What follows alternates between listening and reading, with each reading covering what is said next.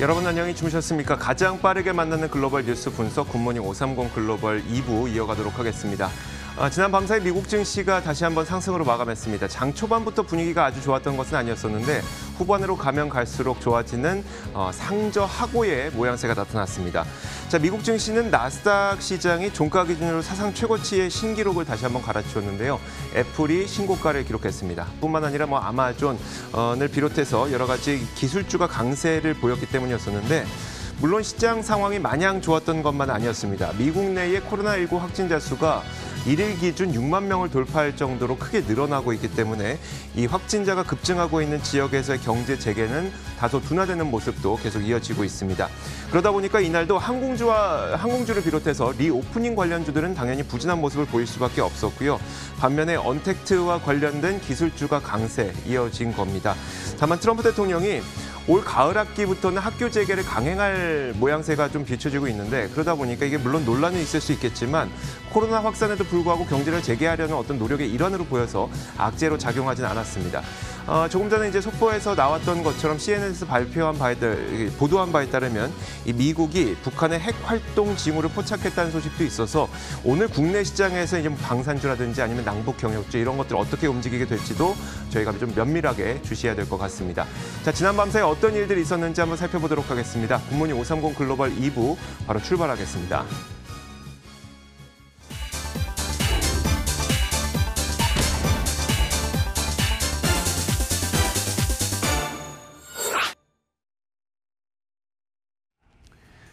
자, 클로징벨 중계석입니다. 미국 증시 마감 동향부터 확인해 보겠습니다. 장혜진 앵커와 함께하겠고요. 로제타 투자자문 최진석 포트폴리오 팀장 나오셨습니다. 어서 오세요. 자, 먼저 장혜진 앵커가 3대 지수 어떻게 마감됐는지 정리해 볼까요? 네, 현지 시간 8일 미국 3대 지수는 상승하면서 문을 닫았습니다. 코로나19의 가파른 재확산에도 불구하고 애플과 마이크로소프트 등 주요 기술 기업들이 강세를 보이면서 상승 탄력을 받은 것으로 보이는데요. 나스닥 지수가 또 한 번 사상 최고치를 경신하면서 종가 기준으로 마감을 했고요. 애플이 특히 이날 도이체방크의 목표 주가 상향에 힘입어서 신고가를 기록하면서 지수 상승을 이끌어줬습니다. 먼저 미국의 코로나19 상황을 업데이트 드리자면 미국 내 코로나19 1일 신규 확진자가 6만 명을 넘어서는 등 상황은 점점 더 심각해지고 있습니다. 플로리다나 텍사스 일부 지역에서는 중환자실 병실이 한도치에 근접하고 있다라는 우려도 제기되는데요. 경제 재개를 미루거나 또 한 번 봉쇄 조치를 내리는 지역이 늘어나면서 경제 회복이 더딜 수도 있다라는 전망도 나오고 있습니다. 다만 최근 경제 지표들이 양호하게 나와줘서 더블딥에 대한 가능성은 좀 적어 보입니다. 뉴욕 연은의 선임 관계자는 만일 금융시장의 상황이 계속해서 좋아진다면 연준의 회사채 매입 속도가 줄어들 수 있다라는 가능성을 제기했고요. 여기에 영국에서는 최대 300억 파운드 규모의 추가 재정 보양책을 발표하는 등 각국의 경제 부양이 이어지는 점도 시장에 힘을 실어줬습니다. 이런 가운데 중국과 미국의 갈등은 여전히 위험 요인으로 남아 있습니다. 코로나19에 대한 책임과 홍콩, 티베트 문제 등 양국의 갈등 전선이 확대되는 모습이었는데요. 미국 정부는 전날 미국인들의 티베트 지역 방문을 중단시키는 것과 관련해서 여기에 관여한 중국 관리들의 비자를 제한한다고 밝혔습니다. 그러자 중국에서도 티베트와 관련해서 악질적인 행위에 가담한 미국 시민들에 대해서 비자 제한을 가하겠다라고 맞대응을 했는데요. 일부 외신에서는 미국이 홍콩 국가보안법에 대한 보완으로 이 홍콩의 달러 페그제, 즉 자국의 통화 가치를 미국 달러에 묶어두고 정해진 환율로 교환을 약속하는 이 제도를 약화할 방안을 논의하고 있다라는 보도를 내놓기도 했습니다. 양국의 갈등은 더욱 악화할 것으로 보이고요. 여기에 백악관 당국자들이 중국에 대한 추가 제재 가능성을 시사하면서 중국 투자 위험성을 경고했다라는 소식까지 전해지고 있습니다. 보다 자세한 마감 상황도 함께 확인을 해볼까요? 먼저 다우지수입니다. 롤러코스터 장세를 보인 다우지수 이날 상승과 하락을 반복하다가 막판에 상승폭을 키웠죠. 0.7% 가까이 오르면서 26,067포인트 거래 마쳤습니다. 이어서 나스닥 지수도 함께 보시죠. 나스닥 지수 이날 종가 기준으로 신고가를 경신했는데요. 막판에 탄력을 받아서 상승폭을 키워갔습니다. 1.44% 상승에 1,492포인트의 거래 마친 모습이었습니다. 마지막으로 S&P 500 지수까지 함께 볼까요? 0.8% 가까이 올라 3,169포인트 거래에 마쳤고요. 장중에 반짝 하락 반전을 하기도 했지만 이내 회복하면서 상승폭을 키워나갔습니다. 이렇게 3대 지수 기술주에 힘입어서 일제히 상승 마감을 했는데요. 팀장님, 이날 증시 어떻게 볼 수 있을까요? 네, 현재 시각으로 수요일장이었죠. 근데 7월 7일 화요일 기준으로 미국에서의 신규 환자가 6만 명을 돌파하면서 역대 최대를 기록을 했습니다. 그러면서 결국은 코로나19와 관련한 상황이 나아진 게 없다라고 해석을 할 수가 있겠고요. 그리고 미국에서도 어떤 추가 경기 부양이라든지 이런 추가 조치가 나온 바도 없었습니다. 즉, 새로운 호재라든지 악재가 부재했던 그런 시장임에도 불구하고 결국은 몇몇 주도주가 견인했던 그런 장세였다라고 정리를 할 수가 있을 것 같은데요.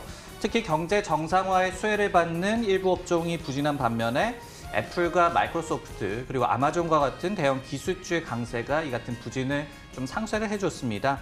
그만큼 또 성장주와 기술주 대 이 경기 민감주 간의 격차는 더 심해졌던 하루라고도 정리할 수가 있겠네요. 자, 이어서 상품 시장 마감도 살펴보도록 하겠습니다. 먼저 국제 금값부터 보겠습니다. 금값이 1,800달러를 넘어선 이후에 지속적인 상승세를 나타내고 있습니다.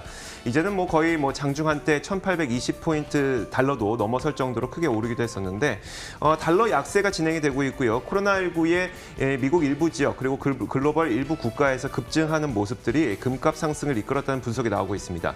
0.45% 올라서 1,818달러에 마감이 됐습니다. 자, 이어서 국제 유가 살펴볼 텐데요. 유가도 올랐습니다. 지난 밤 사이에. 에너지정보청에서 발표한 바에 따르면 휘발유 수요가 880만 배럴 증가한 것으로 나타났습니다. 그리고 반대로 휘발유의 재고는 480만 배럴 감소했고요. 그만큼 휘발유 수요가 개선되다 보니까 WTI 유가도 올랐습니다. 0.64% 올라서 40.88달러에 마감이 됐습니다. 달러 인덱스 살펴보도록 하겠습니다. 앞서 말씀드렸던 것처럼 달러 약세가 지속적인 이 약세 현상이 나타나고 있습니다. 지난 밤 사이에도 0.4% 정도 내려서 96.48에 마감이 됐고요. 이런 가운데 10년물 국채 금리는 큰 변화는 없었습니다. 0.666% 정도에 마감이 됐습니다. 자, 이렇게 상품 선물 시장까지 살펴봤습니다. 글로벌 외신 확인하도록 하겠습니다.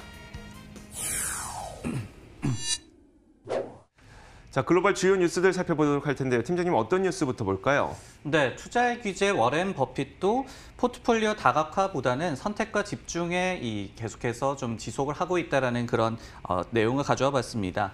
최근 이 버핏 회장이 이끌고 있는 버크셔 해서웨이의 포트폴리오 가치가 2,140억 달러를 기록했다고 하거든요. 근데 그 중에서 애플의 지분 가치가 910억 달러, 즉 약 한 43%나 차지하고 있다고 합니다. 총 46개 종목이 편입된 이 포트폴리오 종목 가운데서 비중 2위인 뱅크 오브 아메리카를 빼고 모두를 합쳐도 이제 애플의 비중에 못 미치는 그런 결과가 나온다고 하는데요. 1년 전에 비해서 S&P 500 지수는 지금 6% 정도 상승에 그쳤지만은 애플 주가가 90% 이상 급등을 한 것도 이 같은 애플의 지분 가치가 높아진 그런 원인으로 해석이 되고 있습니다. 버핏 회장 같은 경우에는 과거에도 이 다변화 전략은 무지로부터 자신을 보호하는 것이다라는 발언을 한 바가 있습니다. 즉, 잘 안다면은 결국은 다변화할 필요가 없다라는 뜻으로도 해석이 되겠죠. 그렇기 때문에 자신의 말을 잘 지키고 있는 것으로도 저희가 볼 수가 있을 것 같은데요. 올해 초에 CNBC와의 인터뷰에서는 애플을 주식이 아니라 세 번째 회사, 지금 버크셔가 2개의 자회사를 갖고 있죠. 세 번째 회사로 생각을 하고 있다라고 얘기를 하면서 애플 주식에 대한 또 변함없는 애정을 과시하기도 했습니다. 자, 우리나라 부동산에서도 똘똘한 한 채를 들고 있는 게 효자다 이런 얘기가 있는데 미국에서도 이제 워렌 버핏 회장은 똘똘한 한 종목을 좀 들고 있는 것 같아요. 애플에 대한 그 월가의 의견은 어떨까요? 네, 애플 같은 경우에는 오늘도 이 신고가를 기록을 하면서 시장 전체에 또 랠리를 견인하는 그런 모습이 나왔죠. 이날도 도이체방크에서 목표 주가를 380달러에서 400달러로 상향 조정을 하면서 매수 의견은 그대로 좀 유지를 했습니다. 매출 성장세가 V자형 반등이 기대가 된다. 그러면서 앱스토어의 매출 호조 지속, 아이폰 12에 대한 기대감 등을 모멘텀으로 꼽았는데요. 다만 이 주가 회복 속도와 그 정도가 좀 놀랍다라고 평가를 했습니다. 그러면서 지속적으로 추가 상승이 좀 나타날지에 대해서는 경계감을 나타냈는데요. 애플 같은 경우는 이달 말 정도에 실적 공개가 지금 예정이 돼 있습니다.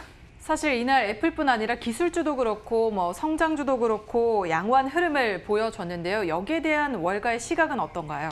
네, 결국은 코로나19 재유행 관련해서 공포감이 좀 지속되는 상황이 좀 유지가 되고 있죠. 그러다 보니까 성장주의 랠리가 지속할 것이다라는 베팅이 좀 많이 나오고 있는 그런 상황입니다.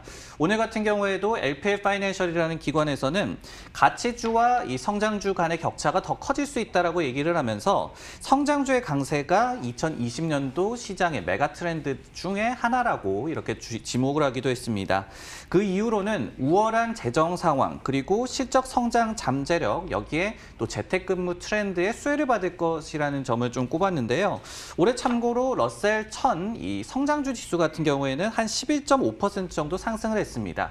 가치주 지수가 마이너스 수익률을 기록한 것에 비한다면 큰 폭의 아웃퍼폼을 지속하고 있는 상황입니다.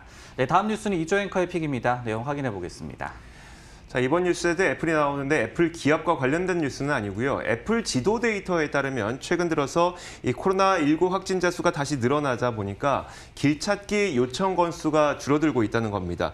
팬데믹에서 벗어나서 경제를 재개하려는 과정에서 어떤 경제 회복의 경고 신호, 워닝 사인으로 보인다라고 CNBC에서는 평가를 하게 됐는데요. 쉽게 말하자면 이제 코로나19가 미국 일부 지역에서 재확산이 일어나고 있다 보니까 사람들이 그 지역에서 바깥 활동을 덜 하게 되고 이런 것들이 자동차를 덜 타면서 내비게이션 길찾기도 덜 한다는 이야기겠죠. 그만큼 소비를 안 하고 또 경제 재개 속도는 둔화될 수도 있다는 그런 분석입니다. 자, 몇 가지 그림을 한번 살펴보도록 하겠습니다. 지금 이 보이시는 이 그림이 바로 애플 지도 데이터에서 길찾기 요청 건수를 보여주는 건데요.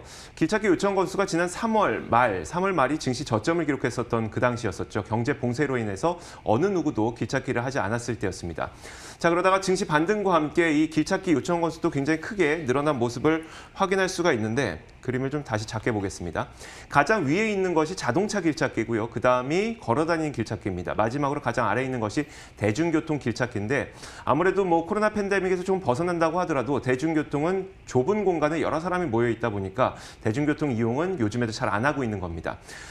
자동차 길찾기와 또 걸어다니기 길찾기는 최근 들어서 많이 늘어났습니다. 그만큼 바깥 활동이 늘었지만 7월 들어서 이 그 길찾기 요청 건수가 6% 정도, 7월 초 고점에 비해서 6% 정도 줄어들었다는 건데 그만큼 다시 한번 코로나 팬데믹에 대한 우려가 있다는 겁니다. 다만 과거처럼 전면적인 봉쇄는 아니기 때문에 이 길찾기 요청 건수가 둔화되는 것도 그 속도는 그렇게 크지는 않았습니다. 자, 지금 보시는 거는 최근 미국 내에서 코로나 환자 수가 급증하고 있는 지역입니다. 아리조나주, 캘리포니아, 그리고 플로리다, 텍사스 가장 대표적인 지역들이죠.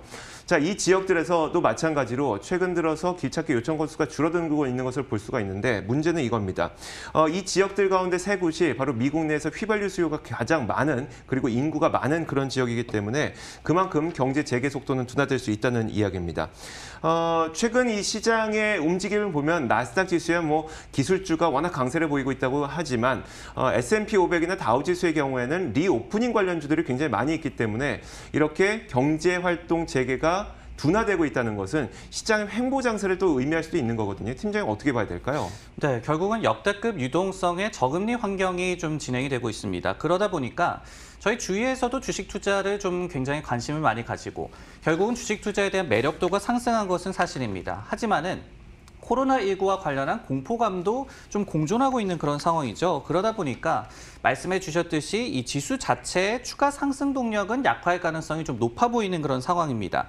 실제로 6월장 같은 경우에는 등락을 좀 거듭을 했고 그리고 저희가 체감하기에는 굉장히 미국 증시가 많이 오른 것 같지만 S&P 500 지수가 1.8%밖에 오르지 않았고 횡보 흐름을 계속해서 지속해 왔습니다. 그래서 모바일 결제 시장을 장악하고 있는 그런 기업입니다. 이처럼 성장성이 있기 때문에 IPO 역시도 시장에서는 긍정적으로 바라보는 듯한데요. 특히 좀 말씀을 해주셨던 미국과 또 중국 본토, 홍콩 간의 이 상장 열기의 그런 온도차 이런 부분에 대해서 좀 말씀을 드리자면은 최근에 미중 갈등도 제격화 움직임을 좀 보여주고 있고 그리고 미국에 상장을 했던 중국의 루이싱 커피가 상장 폐지 이슈되는 등 상장 폐지를 당하는 등 좀 이슈가 있기 때문에 차라리 또 이 중국 기업들이 홍콩이나 중국 본토에 상장하는 게 낫다라고 보는 시각 역시도 오늘 알리바바의 주가 상승세에 좀 기여를 한 것 같습니다. 자, 좋습니다. 이렇게 지난 밤 사이에 있었던 여러 가지 글로벌 뉴스와 함께 종목 뉴스까지 살펴봤습니다. 장혜진 앵커 수고하셨고요. 로제타 투자자문 최진석 포트폴리오 팀장 말씀 고맙습니다. 수고하셨습니다.